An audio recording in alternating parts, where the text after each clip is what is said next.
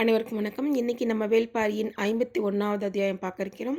இதை எழுதிய சு. வெங்கடேசன் அவர்களுக்கு நன்றி. பொழுது நள்ளிரவை கடந்தது. துறைமுகம் மிக பரபரப்பாய் இருந்தது. யவனர்களின் கோட்டையிலிருந்து எழும்பிய இசைக்கருவிகளின் ஓசை திசையெங்கும் எதிரொலித்துக் கொண்டிருந்தது. விருந்தின் கூச்சல் கோட்டை சுவர் தாண்டி வெளியெங்கும் வழிந்தது. உச்சத்தை அடைந்த யவனர்களின் இசையோசை முடிந்ததும் கூத்துப்பறையின் ஓசை தொடங்கியது. பாண்டிய அழகிகள் ஆட்டத்தில் இறங்கிவிட்டனர் என்பது புரிந்தது. விருந்தில் விடைபெறும் தருணம்தான் வெறி கூட்டும் ஆட்டம் நிகழும், அல்லது அப்பொழுதுதான் மனம் புதியதாய் ஒன்றை அடைய முன்னிலும் அதிகமாய் ஏங்கி நிற்கும். அதனால்தான் விருந்துகள் பின்னிரவுக்கு பின்னர் சூடு பிடிக்கின்றன. இரவும் இசையும் மதுவும் ஒற்றை கோட்டில் வடம் பிடித்து நிற்க ஆண்களும் பெண்களும் வௌவாலென அதை பற்றி தொங்கிக் கொண்டிருக்கின்றனர். மோகம் எது ஒன்றையும் தலைகீழாக மாற்றுவதில்லை. தலைகீழாக மாறும் பொழுதுதான் அது இயல்பு கொள்கிறது. ஹிப்பாலஸின் நாவாய் துறைமுகத்தில் பெரு வீரனைப் போல் கம்பீரமாய் நின்று கொண்டிருந்தது. மீகான் நின்று பார்க்கும் அதன் கூம்பு மாடத்தின் கீழே திரையர்கள் உட்கார வைக்கப்பட்டிருந்தனர். அவர்களிடமிருந்து சற்று தள்ளி யவன காவல் வீரன் ஒருவன் நின்று கொண்டிருந்தான். காவல் வீரர்களின் கவனமெல்லாம் நாவாயில் பொருட்களை ஏற்றும் பணியாளர்களின் மீதே இருந்தது. கைகளில் பெருந்தடி கொண்டு பிணைக்கப்பட்டுள்ள திரையர்களை பாதுகாக்க வேண்டிய தேவை எதுவும் இருப்பதாக அவர்களுக்கு தோன்றவில்லை. குத்த வைத்தபடி உட்கார்ந்திருந்த நீலன் சற்றே தலை தூக்கி பார்த்தான். அவனுக்கு நேரெதிரே வானில் மெல்லிய 3ஆம் பிறை நிலவு கண் சிமிட்டியது. பரம்பின் செய்தியை அது ஒளி சிந்தி அவனுக்கு சொல்லுவது போல் இருந்தது. பிறை நிலவை கூர்ந்து பார்த்து கொண்டிருந்தான். நினைவுகள் எங்கெங்கோ ஓடி மறைந்தன. பிற விண்மீன்களையும் பார்த்தான். எல்லோரும் இங்கே வந்துவிட்டீர்களா என்று மனம் கேட்டபொழுது உதட்டோரம் சிரிப்பொன்று மேல் எழுந்தது. காலம்பன் நீலனையே பார்த்து கொண்டிருந்தான். 3ஆம் பிறை நிலவை பார்த்தபடி எழுந்தான் நீலன். காவல் வீரர்கள் வெகு தொலைவில் பொருட்கள் ஏற்றப்படுவதையே பார்த்து கொண்டிருந்தனர். எழுந்த நீலனின் கண்ணில் முதலில் பட்டது வைகையின் நடுவில் அசைந்தபடி கடல் நோக்கி போகும் கப்பல் ஒன்று. அதை சற்றே கூர்ந்து பார்த்தான். விளக்குளியால் கப்பலின் மேல்தளத்தில் இருப்பனவற்றை அவனால் துல்லியமாக பார்க்க முடிந்தது. வேலையாள் ஒருவன் மீகான் நிற்கும் கூம்பு மாடத்தின் மேல் கூன்று ஒன்றினை வைத்துவிட்டு கீழிறங்கி கொண்டிருந்தான். நீலன் அதை உற்று கவனித்தான். தேவவாக்கு விலங்கை கொண்டு செல்ல வடிவமைக்கப்பட்ட கூண்டுதான் அது என்பது பார்த்ததும் புலப்பட்டது. இனியும் காலம் தாழ்த்த வேண்டாம் என்று முடிவு செய்தபடி கீழே அமர்ந்தான். அமர்ந்த வேகத்தில் அவனது நாக்கு குழன்று சிற்றொலியை எழுப்பியது. அணில் எழுப்பும் ஒளி போல் அது இருந்தது. திரையர்கள் யாருக்கும் எதுவும் புரியவில்லை. ஒருவர் முகத்தை மற்றொருவர் பார்த்தனர். காலம்பன் நீலனின் செயலை கூர்ந்து கவனித்துக் கொண்டிருந்தான். கூட்டத்தின் நடுவில் உட்கார்ந்திருந்த பரம்பின் வீரர்கள் இருவருக்கான ஒளிக்குறிப்பு அது. அவர்கள் தங்களுக்கான உத்தரவு கிடைத்ததும் வேலையை தொடங்கினர். அவர்கள் கழுத்தை ஒட்டி வேர்க்கொடி ஒன்றினை கட்டியிருந்தனர். கீழ்த்தாடையை கழுத்தோடு தாழ்த்தி நாக்கை நீட்டி அவ்வேர்க்கொடியை பற்ற நினைத்தான் பரம்பின் வீரன். அது உள்கழுத்தில் பதிந்திருந்ததால் எளிதில் நாக்கின் நுனிக்கு சிக்கவில்லை. மீண்டும் மீண்டும் முயன்றான். சிறிது நேரத்தில் நாக்கின் நுனியில் வேர்க்கொடி சிக்கியது. மெல்ல அதனை நுனி நாக்கிலேந்தி உள்வாய்க்கு கொண்டு வந்தான். இவர்கள் என்ன செய்கிறார்கள் என்று திரையர்களுக்கு புரியவில்லை. உற்று பார்த்து கொண்டிருந்தனர். பரம்பின் வீரர்கள் இருவரும் கழுத்தில் சுற்றியிருந்த கொடியை பல்லால் கடிக்கத் தொடங்கினர். அது நத்தை சூரியின் காய்ந்த இலைகளை கொண்டு திருகி கட்டப்பட்ட கொடி. நத்தை சூரியை வாயிலிட்டு மென்ற ஒருவன் கல்லை கூட கடித்து நொறுக்கிவிடுவான். அதன் சாறு உருவாக்கும் வீரியத்துக்கு இணையில்லை. நத்தை சூரியின் இலைகளை மென்று அதன் சாறு பல்லிடக்கில் இறங்க தொடங்கியதும் மாற்றங்கள் தெரிய தொடங்கின. பல் ஈறுகளில் கங்கினை கொட்டியது போல அவர்கள் துடிக்கத் தொடங்கினர். எலியின் வீறு கொண்ட வகையான செம்மூக்கனை போல அவர்கள் மாறினர். மேல்தாடை பற்கள் கீழ்த்தாடை பற்களை நரநரவன கடித்து நொறுக்கி விடுவது போல் இருந்தன. கடவாய் பற்கள் இலையின் கடைசி சாறு இறங்கும் வரை அரைத்து கொண்டே இருந்தன. எந்த கணம் அது தொடங்கப் போகிறது என்பதை காண நீலனின் கண்கள் ஆர்வத்தோடு காத்திருந்தன. ஒரு கணப்பொழுதில் அது தொடங்கியது.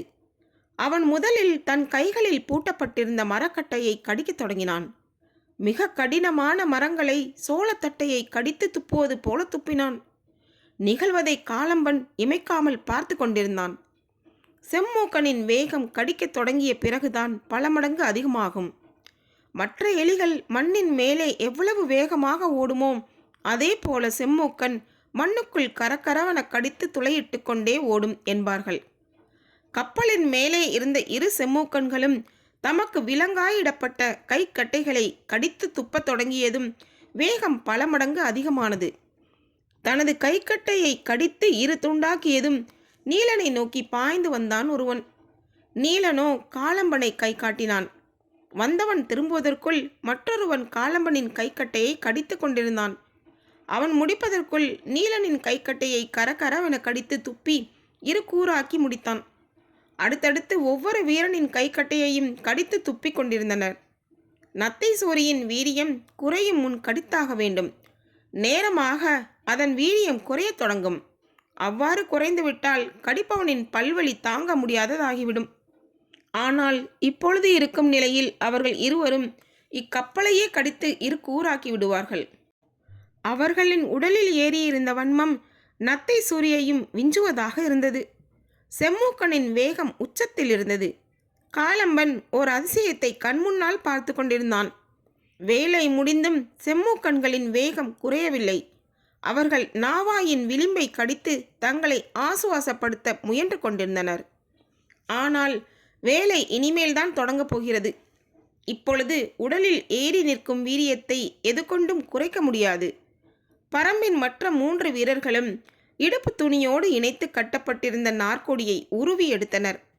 அவையெல்லாம் பால் கொரண்டியின் காய்ந்த சக்கைகளை கயிறாக திரித்து கட்டப்பட்டவை. கயிறுகள் எல்லாம் சிறு சிறு அளவாக பீக்கப்பட்டு ஆளுக்கு ஒரு பகுதி கொடுக்கப்பட்டன. ஒருவன் அருகில் இருந்த விளக்கில் ஒரு கொடியை பற்ற வைத்தான். தீப்பற்றி பிடித்ததும் எல்லோர் கைப்பிடிக்கும் நெருப்பு பரவியது. நாவாயின் விளிம்பு கட்டையை தாண்டி 20 பேரும் நீருக்குள் குதித்த பொழுது எல்லோரின் கையிலும் பற்றி எரியும் பால் கொரண்டி இருந்தது. பொருட்கள் ஏற்றப்படுவதிலேயே கவனம் கொண்டிருந்த காவல் வீரர்கள் ஓசை கேட்டு திரும்பினர். கைக்கட்டையோடு நீரிலே குதிக்கும் அடிமைகளை நினைத்து பரிதாபத்தோடு எட்டி பார்க்க வந்தனர். குதிக்கும் பொழுது கையில் இருந்த பால் கொரண்டியை விட்டுவிட்டு நீரில் மூழ்கியவர்கள் மீண்டும் எழுந்த பொழுது எரிந்தபடி மிதந்து கொண்டிருந்த பால் கொரண்டியை கையில் ஏந்தினர். மற்ற 3 பரம்பு வீரர்களும் கழுத்தில் இருந்த தாயத்தை பீத்தெடுத்து வாயில் போற்று மென்றனர். தாயத்துக்குள் இருந்தவை எல்லாம் பொறித்துகள்கள். நன்றாக மென்ற பின் பால் கொரண்டியில் எரியும் நெருப்போடு சேர்த்து மூச்சிழுத்து பொறித்துகள்களை நாவாய்களின் மீது உமிழ்ந்தனர். பொறித்துகள்களில் நெருப்பு பட்டால் போதும், அது ஒரு பொழுதும் அணையாது. கங்குகளை உருக்கி வைத்துள்ள மணல் துகள்கள் போன்றவை அவை. அது நெருப்பை எளிதில் அணைய விடாது, கனன்று கொண்டே இருக்கும். நீரில் மிதந்து ஊறிய கட்டைகள் முழுமையும் பற்றி பரவும் வரை கூட பொறித்துகள்களின் தள்ளல் அணையாது. ஒருவன் மாற்றி ஒருவன் ஊதி தள்ள பால் கொரண்டியின் நெருப்பு களம் தோறும் பற்ற நீரில் ஊறி கிடக்கும் அடிமரங்களை தீயின் நாவுகள் தேடி துளாவின. வைகையில் மிதந்த இளங்காற்று துளாவும் தழலுக்கு தோள் கொடுத்து உள்நுழைத்தது. எல்லா களங்களின் பின்புற அடிவாரங்களிலும் தீ வைக்கும் பணி படுவேகமாக நடந்து கொண்டிருந்தது. கொண்டாட்டங்களின் பேரிரைச்சலும் வேலைகளின் மும்முரமுமாக துறைமுகம் ஆட்களின் நெரிசல் தாழாமல் இருந்த பொழுது களங்களின் பின்புற அடிவாரங்களை கங்குகள் பற்றி மேலேற பொறித்துகள்கள் வழி செய்து கொண்டிருந்தன. கடல் காற்று வைகை ஆற்றோடு உள்நுழைந்து வீசி சென்ற பொழுது களங்களின் உள்கட்டைகளில் தீயின் வேர்கள் ஆழ பதிய தொடங்கின.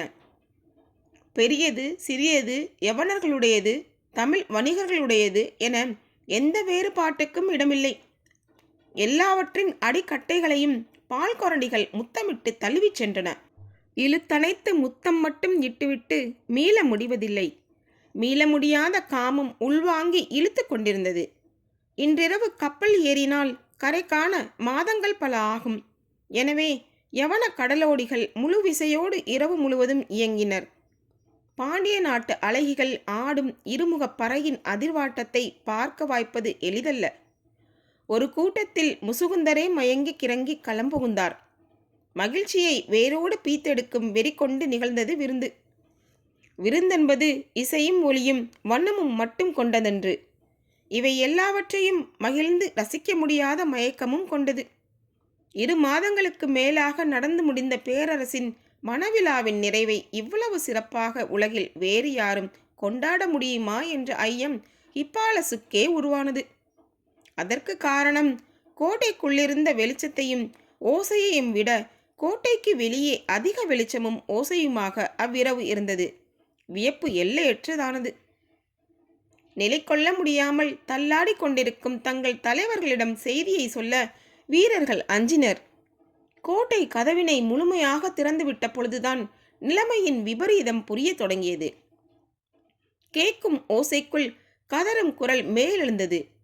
ஹிப்பாலஸின் கண்ணீர் பட்ட வெளிச்சத்துக்கு காரணம் இணையில்லாத உயரம் கொண்ட அவனது கப்பலின் பாய்மரம் சுழன்று எரிந்ததுதான். ஏறிய மயக்கம் கனப்பொழுதில் கீழிறங்கியது. பேரதிர்ச்சி கொண்டு துறைமுக மேடையை நோக்கி ஓடினான் ஹிப்பாலஸ். அப்பொழுதும் நிலைமையின் விபரீதம் முசுகுந்தற்கு புரியவில்லை. தேரலின் மயக்கம் எளிதில் மீளவிடாது. அதையும் மீறி ஹிப்பாலஸ் மீண்டதற்கு காரணம் எரிந்து கொண்டிருந்தது கப்பலன்று, அவனது இன்னொரு உயிர். எங்கும் கூக்குரல் மேலெழுந்தது. உள்ளும் புறமுமாக வீரர்கள் பதப்பதைக்க ஓடினர். துறைமுகத்தின் மேடை பகுதியை நெருங்க முடியாதபடி தீயின் சுடர் வாரி சுழற்றி கொண்டிருந்தது. எல்லா நாவாய்களிலும் முழு அளவு பொருட்கள் ஏற்றப்பட்டு விட்டதால் நெருப்பு இணை சொல்ல முடியாத வீச்சோடு மேலேறி படர்ந்தது. கடல் காற்றில் பற்றிய பாய்மரம் நெருப்போடு அசைந்து ஆடியது. ஒன்றினை தொட்டு ஒன்றாக கிழக்கிலிருந்து மேற்கு வரை எல்லா களங்களிலும் தீ பற்றி பரவியது. பெருமரத்தின் அடிவாரத்தில் கரையான் புற்று செந்நிற சிறுகோடு போல பற்றி மேலேறுமே, அப்படித்தான் களங்களின் அடிவாரத்திலிருந்து ஏதோ ஒரு முனையில் தீயின் நாவுகள் மேலேறி கொண்டிருந்தன. மேல்தளத்துக்கு அவை வந்து சேர்ந்ததும் காற்றோடு போட்டியிட்டு புரண்டு எழுந்தன. மேல்தளமெங்கும் பெருவட கயிறுகள் கிடப்பதால் தீயின் அடர்வேகம் வலிமை கொண்டு உள்ளிறங்கியது. களங்களின் ஓரப்பகுதியில் கீழிருந்து மேல் நோக்கி வந்த தீ இப்பொழுது மையப்பகுதியில் மேலிருந்து கீழே செல்ல தொடங்கியது. தீ சுழலத் தொடங்கியது. மண்ணுக்குள் நீர் இருப்பது போல மரத்துக்குள் தீ இருக்கும். மரம் தீயாய் மாறும் ஆவேசம் அளவிட முடியாதது. அது காலகாலமாக அடக்கி வைக்கப்பட்ட ஒன்றின் வெளிப்பாடு. அளவிட முடியாத சீற்றத்துடனே இருக்கும். ஹிப்பாலஸ் தன் கண் முன்னால் தனது நாவாய் பற்றி எரிவதை பார்த்தபடி நின்றிருந்தான். யவன வீரர்கள் தங்கள் தளபதியின் நாவாயையாவது காப்பாற்றி விடலாமென பெருமுயற்சி செய்தார்கள். எதுவும் நடக்கவில்லை. களங்களை நெருங்க முடியாமல் தவித்தவர்களுக்கு நேரம் செல்ல செல்ல கரையையே நெருங்க முடியாத நிலை ஏற்பட்டது. மேல் மரங்கள் வெடிக்கத் தொடங்கின. கொடிமரங்கள் சரிந்து வீழ்ந்தன. பாய்மரத் துணி காற்றெங்கும் சாம்பலாய் பறந்து கொண்டிருந்தது. மற்றவர் அறியா வண்ணம் முன்னிரவே 2 கப்பல்களில் தேவாங்கினை ஏற்றி அனுப்பி வைத்த சூழ்கடல் முதுவன் நள்ளிரவுக்கு பின்னர் தான் விருந்துக்கு வந்து சேர்ந்தான். கடைசியாக வந்து தேரலுக்குள் ஆழ புதைந்தான். அவனது மகிழ்வு எல்லோரையும் விட எல்லையற்றதாக இருந்தது. அருந்தும் கோழைக்கு விளிம்புண்டு, ஆனால் தேரலுக்கு அதுவும் இல்லை என நம்புபவன் அவன். தேவாங்குகள் இருக்கும் பிற களங்கள் துறைமுகத்தில்தான் நிற்கின்றன. யவனர்களின் நாவாய்கள் எல்லாம் புறப்பட்ட பின் இறுதியாக அதனை நகர்த்துவோம் என்று முடிவு செய்த சுழ்கடல் முதுவன் ஆடல் அழகிகளோடு உள்ளறைக்கு போனான். வெளியெங்கும் எதிரொலித்து கொண்டிருந்த பெருங்கூச்சல் எதுவும் அவனை எட்டவில்லை. இருமுகப்பறையின் இன்பத்தை தனித்து அவன் அனுபவித்து கொண்டிருந்தான்.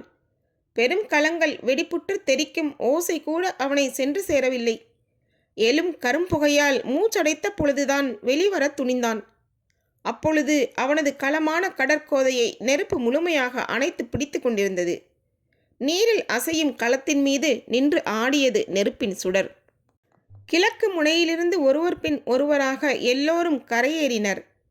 கைகளில் 2 கூறாக தொங்கிக் கொண்டிருந்த கை கட்டைகளை காலம்பன் பீத்து எறிந்தான்.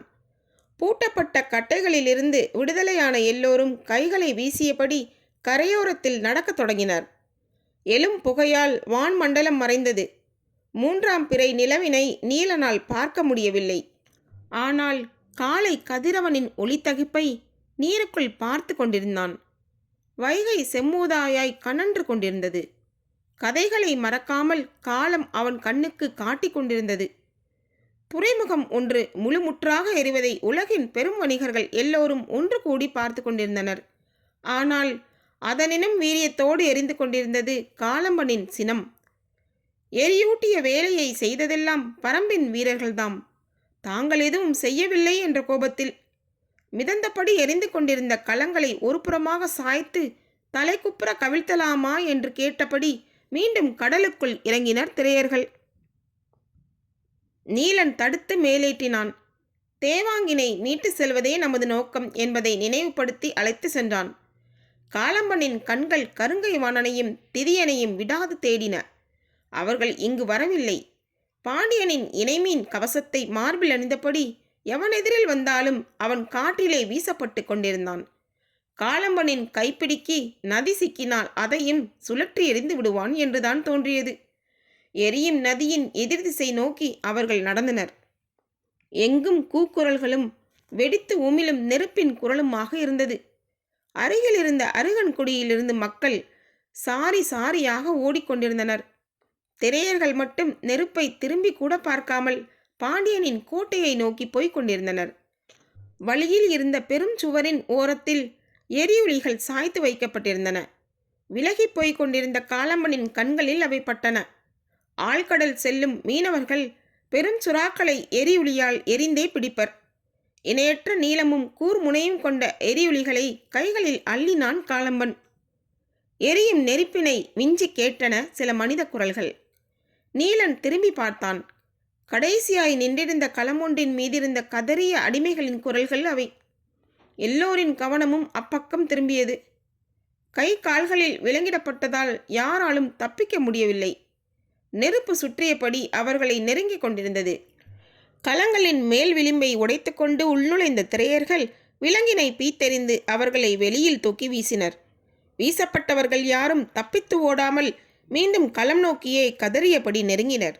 காரணம் புரியாமல் நீலன் நின்ற பொழுது மீகான் நிற்கும் கூம்பு மேடையில் ஒருவன் கட்டப்பட்டிருப்பது தெரிந்தது. எம் தலைவனை காப்பாற்றுங்கள் என்று அவர்கள் கதறினர். துணிந்து மேலேறிய திரையர்கள் மரம் பிளந்து அவனை தூக்கி வந்தனர். உடலெங்கும் செதில் செதிலாக பிளவுற்று இருந்த அவன் அரைமயக்கத்தில் இருந்தான். விடுவிக்கப்பட்ட அடிமைகள் அவனை உயிரென தாங்கிக் கொண்டனர். பாண்டிய வீரர்கள் பெருங்கலங்கள் எரியும் இடத்தில் கூச்சலிட்டு கொண்டு கிடந்ததால் ஓரத்திலிருந்து பற்றி எறிந்த இச்சிறு களத்தை பார்க்க யாருமில்லை. ஆனால் நீலனின் மனதில் இக்காட்சி நெகிழ்வை ஏற்படுத்தியது. விடுவிக்கப்பட்ட அடிமைகள் தாங்கள் உயிர் பிழைத்தால் போதுமென ஓடுவதற்கு மாறாக தம் தலைவனை காப்பாற்றும் வரை அந்நெருப்பை விட்டு அகலாமல் இருந்தது அவனுக்கு வியப்பை ஏற்படுத்தியது. மீட்கப்பட்ட அவர்கள் உடன் வந்து கொண்டிருந்தனர். பற்றி எரியும் களங்கள் நோக்கி கோட்டையில் இருந்த வீரர்கள் எல்லோரும் பாய்ந்து ஓடியதால் திறந்து கிடந்த கோட்டைக்குள் பரம்பின் வீரர்கள் நுழையும் பொழுது கேட்க யாரும் இல்லை. தேவவாக்கு விலங்கின் கூண்டருகே வந்து நின்றான் நீலன். 4 பெரும் கூண்டுகளுக்குள் இருந்தனவற்றை எல்லாம் கூண்டோடு தூக்கினர் திரையர்கள். எண்ணில் அடங்காத குதிரைகள் கட்டுத்தறியில் நின்று கொண்டிருந்தன. கட்டுத்தறியில் வரிசையாய் குதிரைகள் நிற்பது போலத்தான் துறைமுகத்தில் களங்கள் நிற்கின்றன. பின்னிரவு கழிந்ததும் துருத்தியில் ஊதுவதைப் போல இடைவிடாது வீசியது கடற்காற்று. காற்றின் வேகம் தழலை வெளியெங்கும் வீசி விளையாடியது. நெருங்க முடியாமல் போராடி கொண்டிருந்தனர் பாண்டிய வீரர்கள். இளமருதன் தன்னால் முடிந்ததனைத்தும் செய்து பார்த்தான். எதுவும் ஆகவில்லை. அப்பொழுதுதான் ஓடி வந்த ஒரு வீரன் செய்தி சொன்னான். நெருப்பினும் கொடும் செய்தியாக அது இருந்தது. தன் வீரர்களோடு அருகிருந்த யவன கோட்டைக்குள் ஓடினான். அங்கு கட்டப்பட்டிருந்த குதிரைகளில் ஏறி மேற்திசையில் இருந்த பாண்டிய கோட்டையை நோக்கி விரைந்தான். வழக்கம் போல அவனது ஆலா காற்றை கிழித்து சீறி பாய்ந்தது. மற்ற வீரர்கள் அவனை பின்தொடர்ந்து விரைவதற்கு நீண்ட நேரமானது. அவன் பாண்டியர் கோட்டைக்குள் நுழைந்த பொழுது தேவாங்கினை தூக்கி கொண்டு அந்த கூட்டம் போய்விட்டது. இவ்விரவில் நெடுந்தொலைவு போயிருக்க முடியாது என முடிவு செய்த இளமருதன் தனது படையோடு அவர்களை நோக்கி விரைந்தான். திரையர்களை சுமந்து செல்லும் குதிரைகளால் ஒரு பொழுதும் பாய்ந்து செல்ல முடியாது. புறப்பட்ட சிறிது நேரத்திலேயே அதை நீலன் உணர்ந்தான். எனவே தானும் மெதுவாகவே குதிரையை செலுத்தினான். விடுவிக்கப்பட்ட அடிமைகளும் குதிரை ஏறி இவர்களோடு வந்து கொண்டிருந்தனர். அவர்களை விலகிப் போக சொல்ல நீலனுக்கு மனமில்லை. தங்கள் தலைவனை ஒரு குதிரையில் தாங்கி பிடித்தபடி மற்றவர்கள் சூழ வந்தனர். அப்பொழுதுதான் எதிர்பாராமல் இருளுக்குள்ளிருந்து பாய்ந்து வந்திறங்கின ஈட்டிகள். குதிரைகள் சிதறி விலகின. மெதுவாக போய்க் கொண்டிருந்த தனது குதிரையை இழுத்து நிறுத்தினான் காளம்பன். கையில் ஏந்திய எரியுளி கொண்டு சுறாவேட்டையை தொடங்கினான். இருளெனும் பெரும் கடலுக்குள் காளம்பன் வீசிய எரியுளிகள் வந்து கொண்டிருந்தவர்களின் உடல்களை இடைவிடாது துளைத்து வெளியேறிக் கொண்டிருந்தன. தாக்குதலின் கூக்குரலுக்கு நடுவே தங்கள் தலைவனை பாதுகாப்பாய் கொண்டு செல்வதிலேயே கவனமாய் இருந்தனர் மீட்கப்பட்ட அடிமைகள். வேகமற்று நடக்கும் திரையர்களின் குதிரைகளை இடைவிடாது வந்து சூழ்ந்த வண்ணம் இருந்தனர் பாண்டிய வீரர்கள். எந்த ஓர் ஆயுதத்தையும் விட மிக நீளமானவை எரியுளிகள். எனவே புழுக்களை கோத்து தூக்கும் கீற்றோலை போல அது மனித உடல்களை கோத்தெடுத்து கொண்டிருந்தது. இச்சிறு படையை அழிக்க தன் வீரன் ஒருவனே போதும் என காளம்பன் நினைத்த பொழுதுதான் சற்றும் எதிர்பாராதது நடந்தது. முன்னால் போய்கொண்டிருந்த நீலனை மறிக்க மின்னல் வேகத்தில் ஒரு குதிரை பாய்ந்து சென்றது. காளம்பன் அதை நோக்கி விரைந்து செல்ல குதிரையை இயக்கி பார்த்தான். ஆனால் இவனது குதிரையின் வேகம் கூடவில்லை. கண்ணிமைக்கும் நேரத்தில் பாய்ந்து சென்றது ஆலா. உருவிய வாளோடு இளமருதன் முன்னால் விரைந்ததற்கு காரணம் நீலனின் முதுகில் கட்டப்பட்டிருந்த தேவாங்கின் கூடை. எக்காரணம் கொண்டும் அதனை எடுத்து செல்ல அனுமதிக்க கூடாது என்று வெறி கொண்டு தாக்கினான் இளமருதன். ஆலா பாய்ந்து சென்ற வேகம் காளம்பனை சற்றே உலுக்கியது. நீலனை நோக்கி விரைந்து செல்ல துடித்தான். இருளுக்குள் நிகழும் மோதலில் உருவங்கள் புலப்படவில்லை. எனவே எரியுளியை வீசி எறிய முடியாத நிலை. கணம் நேரம் கூட காளம்பனால் தாங்க முடியாமல் குதிரை விட்டிறங்கி பாய்ந்து ஓடினான். சற்றும் எதிர்பாராமல் வெட்டி வீசப்பட்ட தலையொன்று அவனை கடந்து போய் இருளுக்குள் உருண்டது.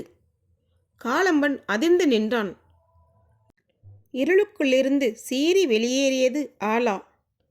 ஆலாவின் முதுகில் அமர்ந்திருந்தான் நீலன். பரம்பின் குரல் ஒலிக்கும். மீண்டும் உங்களை சந்திக்கும் வரை உங்களிடமிருந்து விடைபெறுவது தீபா.